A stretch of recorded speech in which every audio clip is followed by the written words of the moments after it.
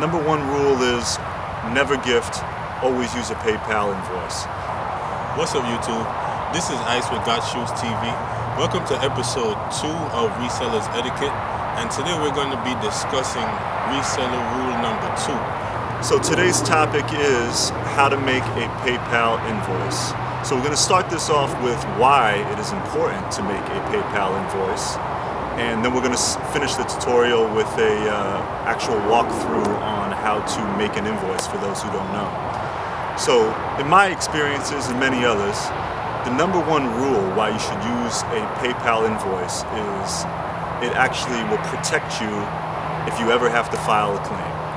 And a lot of people don't realize that honestly it's not just for protecting the buyer, but it's also for protecting the seller.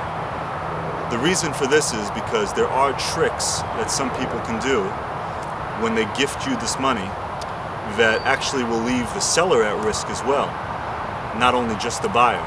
But the number one reason why, being a buyer, you should always use a PayPal invoice is if you've never done a transaction with the person selling you the pair of shoes, it will definitely protect you to get your money back if, God forbid, the shoe doesn't come as planned and you don't just end up gifting somebody this money and they never get it back.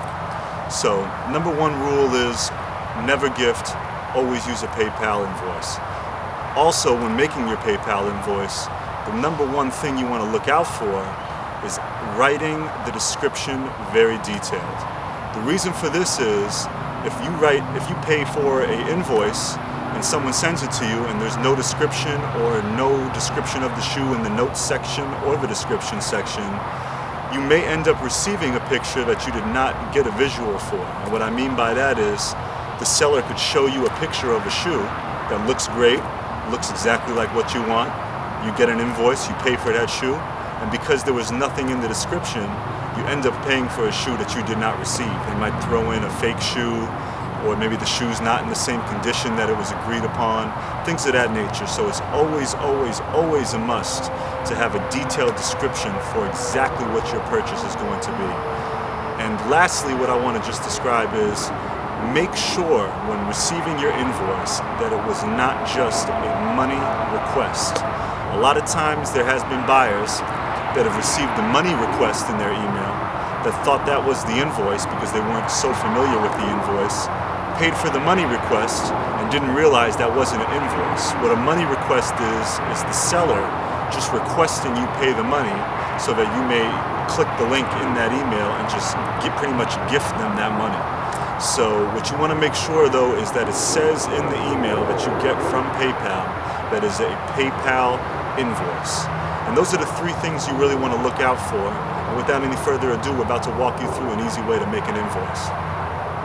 So for the second half of our video, we're going to show you exactly how to make a PayPal invoice, as well as point out a couple different things for you to look out for when you're filling out one. The first step to making one is you want to go to the top over here where it says Merchant Services. You make sure you click that.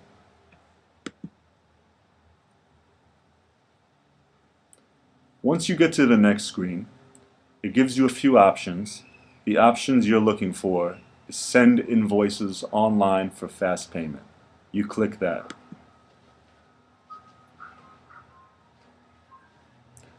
For the next part of your invoice, you have a couple different options. You want to first make sure that you are at the PayPal default template. Once you're on the PayPal default template, you can add a logo if you want to, but that's unneeded. It lists your invoice number for records, things of that nature.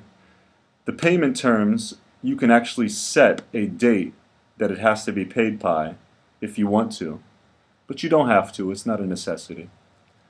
The first step, though, is you must put in the recipient's email address.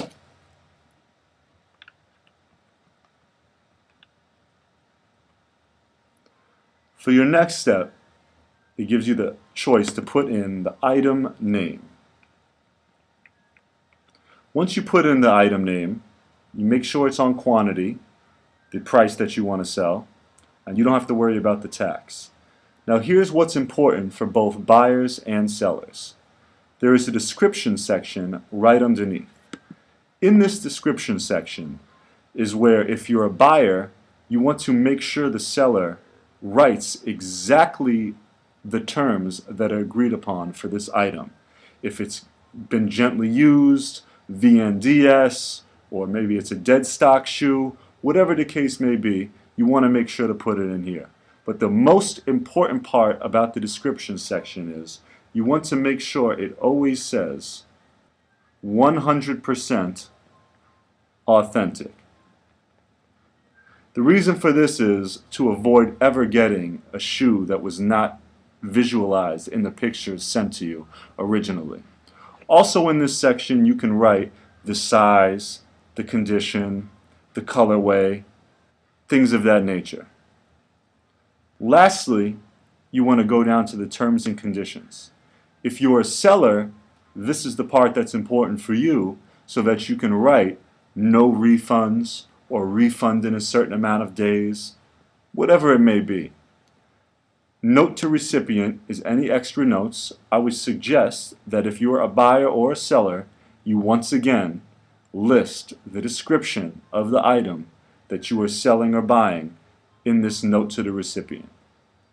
Memo you won't need, and it's as simple as going to send right afterwards, and it will send this invoice directly to the person that is buying your shoes from you. Alright YouTube, thanks for watching episode 2 of Resellers Etiquette, PayPal Invoicing.